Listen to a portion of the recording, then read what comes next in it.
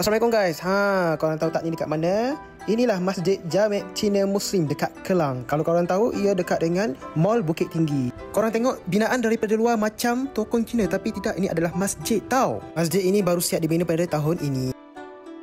Tengoklah ada kolam, macam vibe dekat Cina punya tempat. Korang tengok dia punya decoration dia, insya-Allah korang datang masjid ni, insya-Allah korang akan dapat ketenangan, insya-Allah.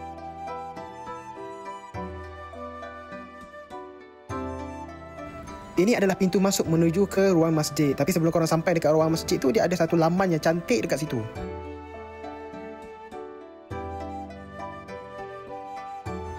Masya Allah, subhanallah, cantiknya ciptaan Tuhan. Dan dekat ruang ini ada satu bahagian yang kecil yang menjual barang makan-makanan. Di ruang terbuka ini korang tengok dia punya lantai adalah batu blok. Ruang terbuka ini adalah di hadapan Dewan Solat. Kalau korang tengok ruang ini macam cerita kungfu. Seronok kan? Tengok-tengok dekat sini. Menara yang tinggi itu terletak di dalam masjid tau.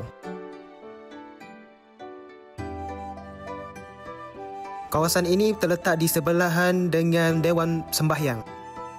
Di ruang ini terdapatnya pokok dan depan pada ruangan ini terletaknya tempat mengambil wuduk. Cantik kan kawasan ini? Subhanallah. Dan ini adalah seni bina di dalam masjid yang berukiran kayu dan berwarna-warna seperti warnanya empayar Cina.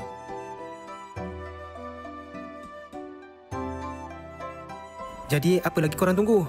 Jomlah datang sini singgah tengok keunikan masjid di Masjid Jamek Cina Muslim Kelang.